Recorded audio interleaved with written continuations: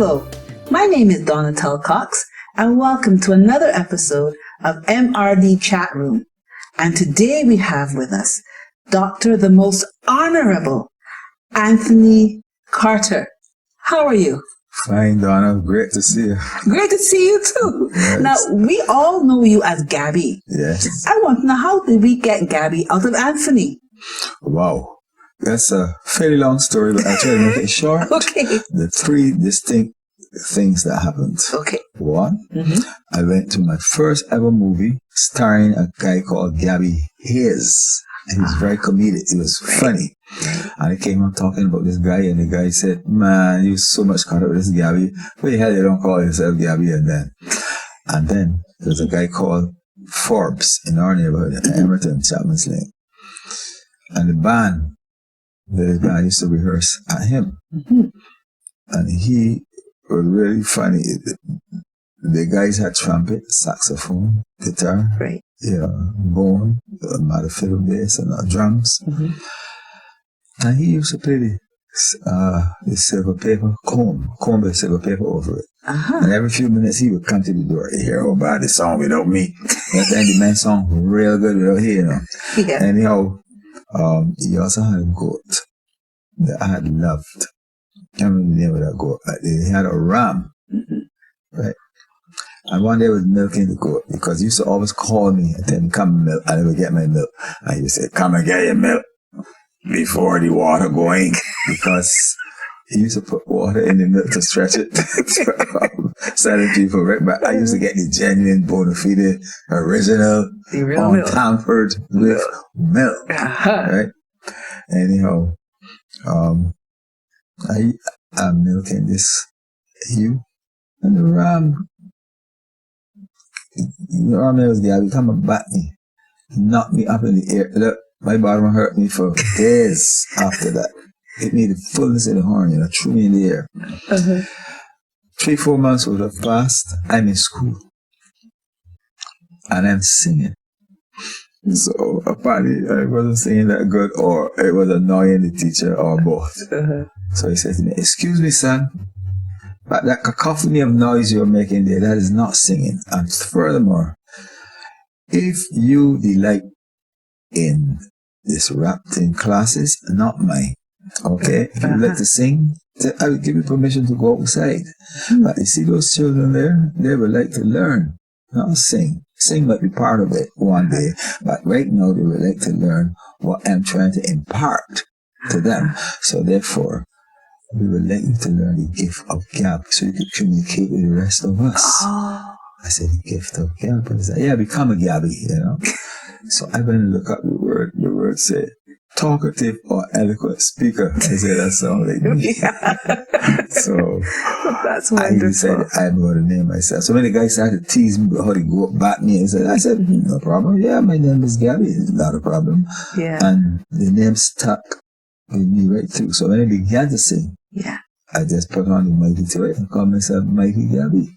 And that's so appropriate because your arsenal, I have called an arsenal of words, because your words are like a weapon to help people defend themselves, defend their country, defend their principles. So yes, Gabby's a good name for you. Good name for you.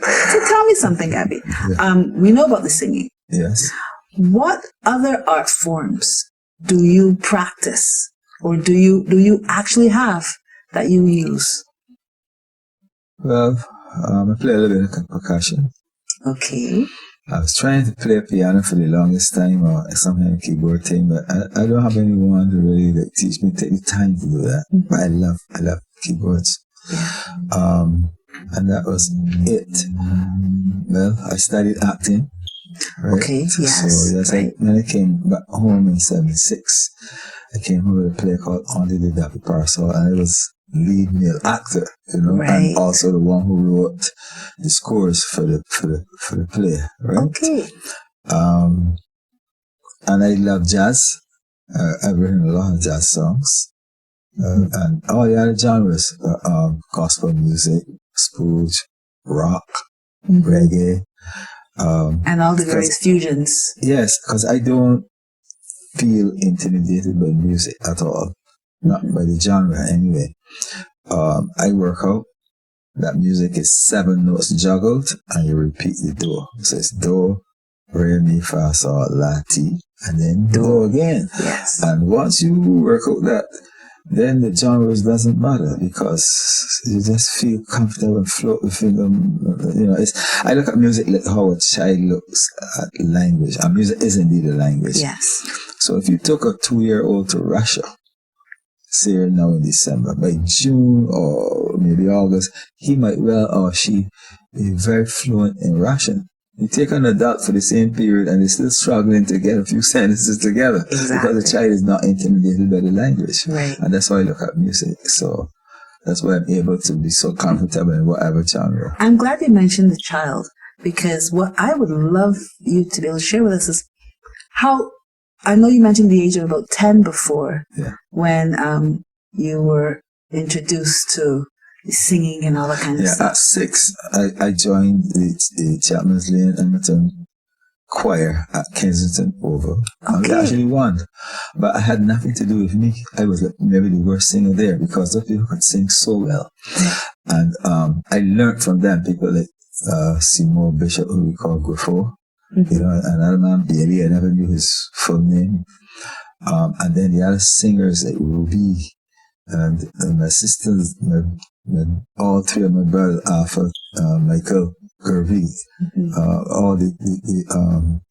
all of Clara's children, whether it be Ruby, Vinny, Eudora, Ruth, they all could sing, right? And then the men like Big Foster, and so on. You know, I could see these people now sitting on the benches, you know, and practicing by lamp or they call it not lamp, lantern. The lanterns, right? yes. And hearing this beautiful harmony, it was just fantastic. So the beauty of that is that even as a little boy, you were able to listen, be inspired by it, and didn't chase you away saying, "Oh, little boy, go away." You know, the 3 L's: look, listen, and learn. Yes.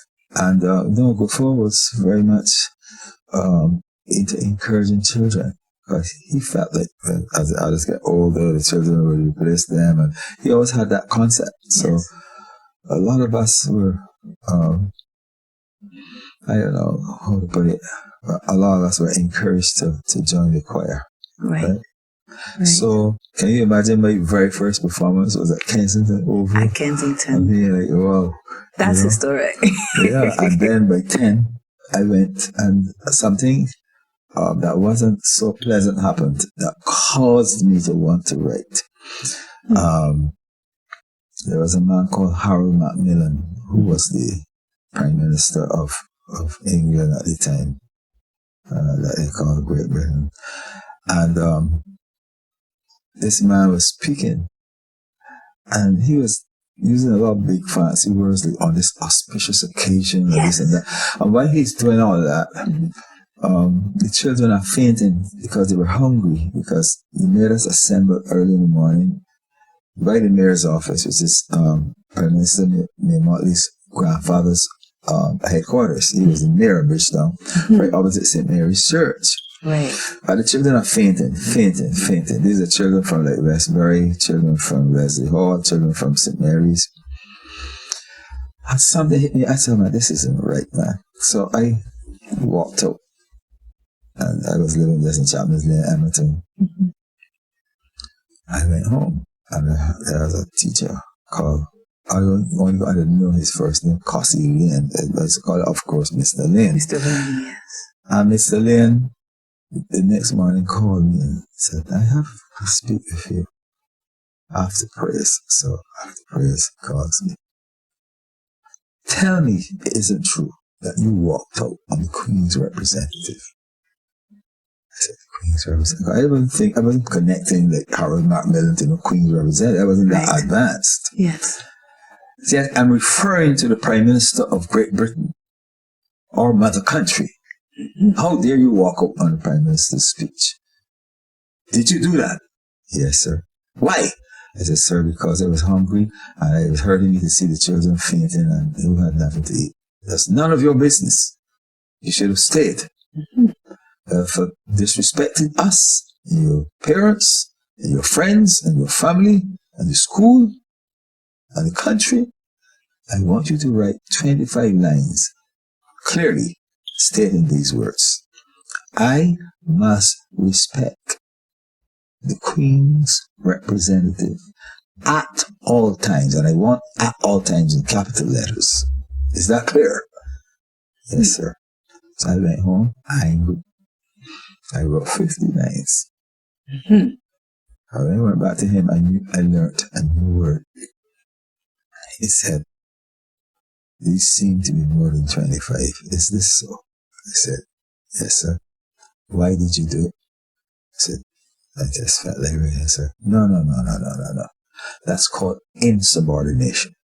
What you did there, you were trying to prove to me that the 25 meant nothing to you. Well, write 100. So I wrote this 100. So my mother saw me writing. Tony, what's that you're doing there? I see you writing the same foolishness over and over and over. I said, there's lines I got to write. Why? I said, because I had submitted some lines and Mr. Lane said is something called one insubordination or something. So, the word is I don't know what it is either, but I know that you're wrong. You shouldn't do that. So therefore, write them lines with Mr. Lane and stop wasting up my books. Because I ain't got the money to buy no more books, and here you was writing the same thing over and over and over again because you were too rude. Oh, you get? I said, well, I did what? What? You went home? No, you can't do that. Because my mom was a midwife, so she was out, so it was easy for me to go home. Right. And no problems as far as I'm concerned, right? And Donna, it inspired me that I must write and that I must always be against colonialism, even at that tender age of 10. Yes. I didn't know the word colonialism. Right. All I knew was British rule. And felt that England had a queen. That we must honor this queen. And that we must be always respectful of the queen. And that we are lucky that they brought us out of Africa. You know, that these, Africans were backward and savage. And that, and that we had no history other than British history. And because all that I was taught in school, Yes. So we had this miseducation. But when I began to write, it started to make me feel good. So it took almost 8 years, 7 years. I was just writing, all things coming to me. Right. Some I remembered, some I didn't. And then Romeo said to me, Gabby, man, you could go in for this competition, man. You singing, man. You can sing good, man. You can sing most of them better than his father. I said, nah, you kidding. He didn't hear you when you were 6, huh? No, me at 6, I could sing, I just couldn't compare myself to those people in the Chapman's there and Hamilton quiet because they were so very good. And Romy said, man, I heard you singing, man. Man, if I'm in it, you could be in it, man. And we were close buddies. We were so close that we started to date 2 girls. I married these 2 cousins and all that. Then we got older, of course. But I said, all right. And I went in. And I came 3rd. She said, I tell you, man, you're going to beat most of these. I said, all right. A couple of years passed. There had no competition. And I went in again. And I won. And so Don was like, oh, wow. Because prior to that, so Don was like very intimidating, His presence. Yes. He was tall. He was handsome. He was fit. He had confidence. And Don would look at you and say, what are you in this competition? You're here to come, 15th? Although there are only 10 of us, I'm going to come 1st, 2nd, 3rd, and 4th, But they're going to give you all 2nd, 3rd, and 4th, and so on, because they cannot give me all 4 top places, and that kind of thing. But what you're doing here, so for me to beat him in that year, Don was like, Gabby, man, you have improved so much. Man, you could make this your career. I'm going to make it my hobby, but you can make it your career. So I said, all right. Was this before or after you went off and did your acting? This is before the acting. long before the acting. Okay. This would have been 6 years before the acting. Right. I was like 17. And, Okay. So, and then by 1991, see? Right. I entered at 17 and at 1991. Right. So until this day, I am still the youngest person ever to have won the Crown Royal. That is fantastic. Now, which brings me now to the youth. Because at a very tender age, you were a rebel with a cause and you used your pen to write. How do you compare that time with what we're seeing now with the youth and having First a of all, cause? we had the inspiration. I personally had it. I had gone to the United States in the 70s, 3 years after the Martin Luther King assassination in 68. Okay. And that fever was still there. That feeling was still there of the black power.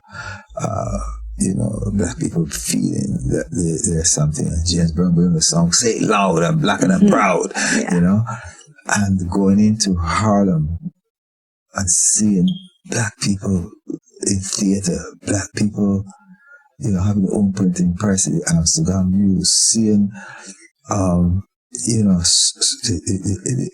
Apollo Theater, seeing all these fantastic performances and so on. I was like, wow, this is great. And then meeting a woman called Alma John, who changed my whole life. Because she used to have a program called Black Pride on WPIX in New York, right? Channel 11. Every single Saturday, half an hour only. But you could never stop me from seeing this program. I bought it on it by chance one day, just turning the channels by hand. We didn't have no remotes, and does this. And I saw this woman, I said, black woman on TV, wow. Because every other channel, white people. And I watched this woman, she got on African clothes and she's talking about Africa and she's talking about black people and how they support black business and how she has this thing called Each One Teach One upstairs of Siemens Furniture in Harlem. I gave you the address how to get there. I said, wow, imagine I'm going to meet this woman that's on TV in America. Man, I got to go. And I caught the train and I went up there. And in this program, it was almost like Alcoholics Anonymous. They said, I am Donna Cox and my work is teaching children mathematics, and mathematics is not that difficult. Bam, bam, bam. Somebody's come and say, well, I am a massage therapist and I do this and that. And somebody said, well, I am an athlete and I ran for Olympics in the United States and this is how we train, this is that and that. Somebody said, I'm a basketball player. Somebody said, I'm a dentist. Somebody said, I'm a lawyer. So I'm learning from all these people, all walks of life, right? And I'm soaking it in like a sponge. And I said, this is fantastic. Can you imagine getting this for free every Saturday? At least 2 hours? Right. Oh man, it was fantastic. Did you ever get a chance to tell them who you were and what you did? Yeah, I said, well, I'm a singer and I'm hoping to be an actor one of these days. And I was, oh yes, so I met this guy who was an actor called Larry Kadar. So I saw him eating a piece of coconut. So I was fascinated because since I had left Barbados, I had never seen a coconut. Okay. And I said, wow, I'm just to send up my braid. I just send it up, So I said, excuse me, sir. Where you got that coconut from? Oh, the Harlem market. And he said it so casually, like in a big time. Why are you talking about coconut? I said, here in New York, you have coconuts? Where you from, man? I said, I'm from Barbados. Where is that? He said, in the Caribbean. Oh, Jamaica. I said, no, another island. How about islands? He said, yeah. And then we began to talk, we became friends. So he said, don't you know that coconut, that one coconut has the equivalent of a quarter pound of beef in protein? I said, nah, I couldn't see beef and coconut being protein at all. Right. They do not exist. Right. And then to tell me that he don't eat meat at all. I said, well, how is man living? Because I thought that once you don't eat meat, you're going to die. Right? Because I felt that way. Eating chicken, beef, pork, ham, lamb, and all this. To stay alive. And this man is saying that he didn't eat nothing and he's still alive and looks so good. I said, how long have you been there? Oh, 20 years. I said, are you dead? You're supposed to be dead. He said, no, if anything, it helps me to be healthy. Yes. I go home, I tell my girlfriend who wants to become my wife. I said, Pat, damn eat them. You go on some people that foolishness, but one thing, hello, I'm cooking my food. And her mother, I said, don't mind that man. Here, I don't know where he come from. Get this foolishness, but why ain't eating the meat? Oh, we like embarrassed. You eat meat. He come with, hello, but cut your damn food, Patsy, do. But I said, I want the meat. My body went into a shock. Yes. I did not know that could happen. But when I went to the doctor said that my body did not take kindly to that kind of deadpan, that kind of just finish. I said to me, eat the same things, but put the gravy of the meat on the food and put less and less and less, and after about 2 or 3 weeks, you'll be fine. Okay. And so said so then. You know? Right. So tell me something now, though. Not mean to cut you, but you see, all of this we're talking about from an education standpoint, especially with today's youth that we're dealing with. Yeah. Every single thing you have said so far fits neatly into some type of subject that these children are not doing in school, right? And I want us to explore that a little bit, okay? From the influences you had. Right there with that science lesson about and home economics with the coconut, right? And the thing is, life is art. Art is life. Correct. And within this whole framework, right now, I know that a lot of the movement in education these days is for STEM, the sciences, technology, engineering, and math. But when we put in the A in there, the arts, we have STEAM. Yeah. Right?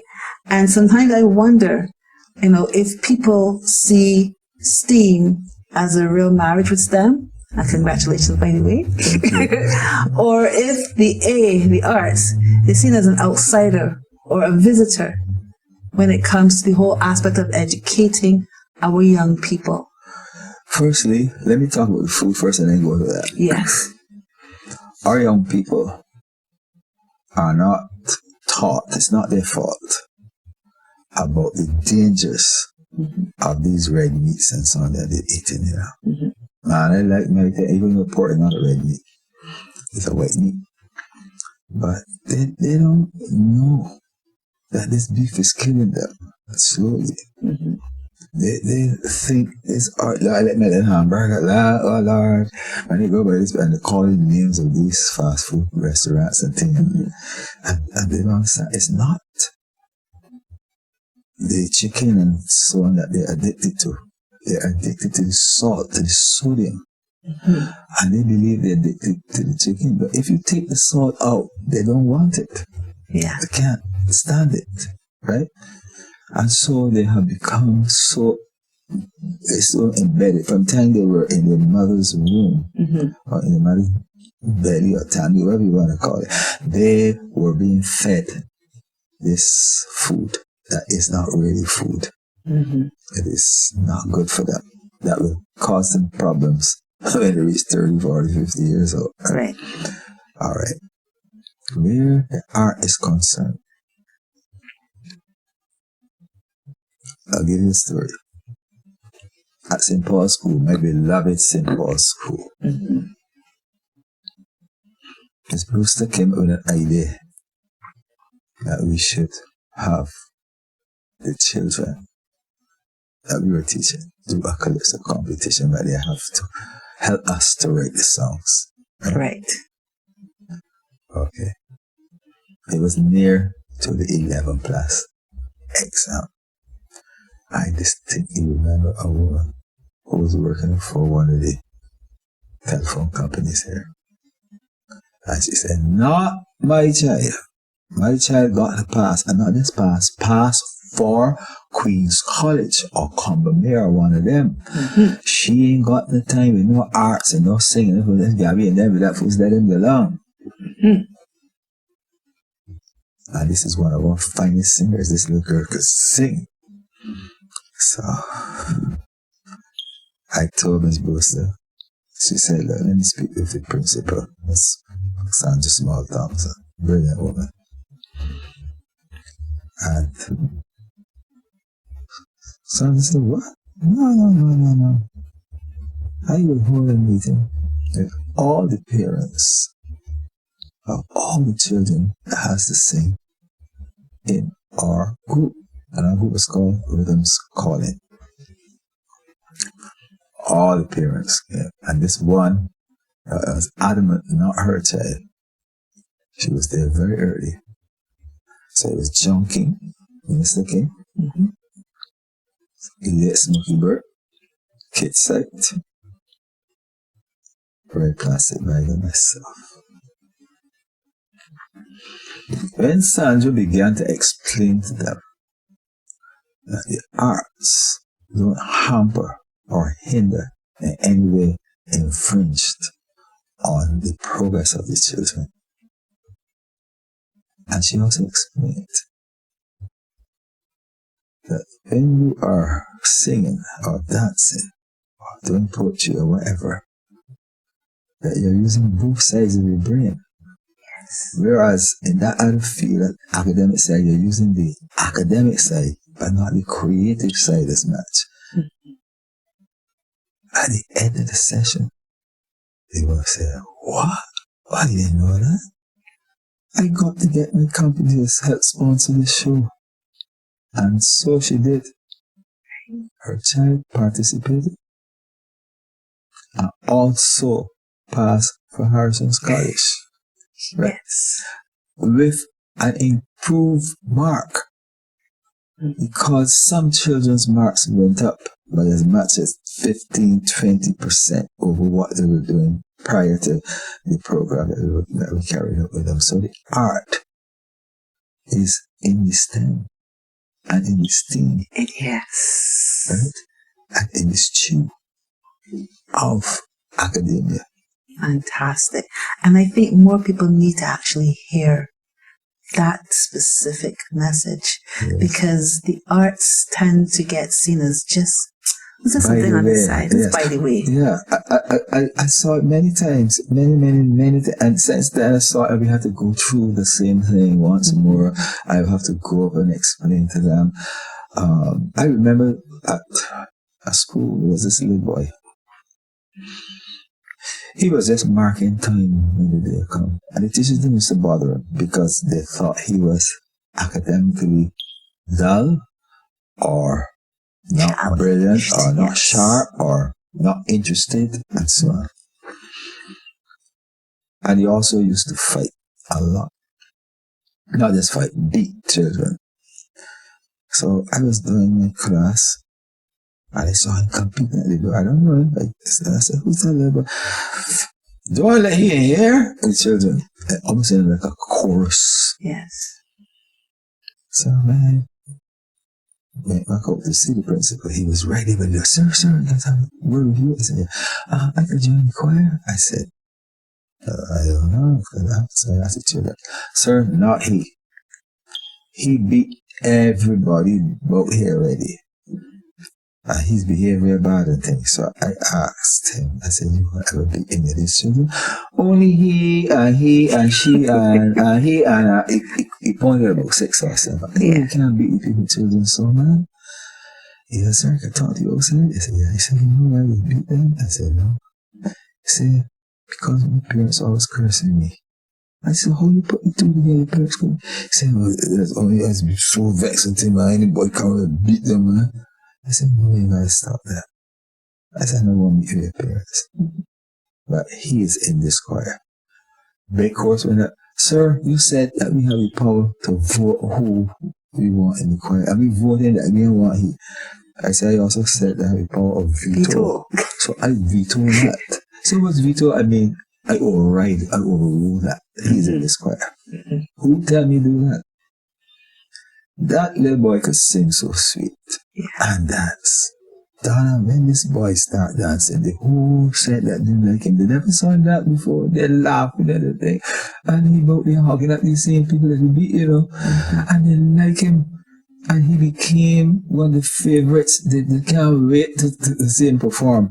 And every time I get there by the gate of the school, he will run towards me. Sir, I didn't use it yesterday. I said, I want to come over. And he says, sir, I forgot. All right. Sir, give me the guitar. And he walk with that guitar and nobody can touch it. Yeah. And his marks went up by over 30%.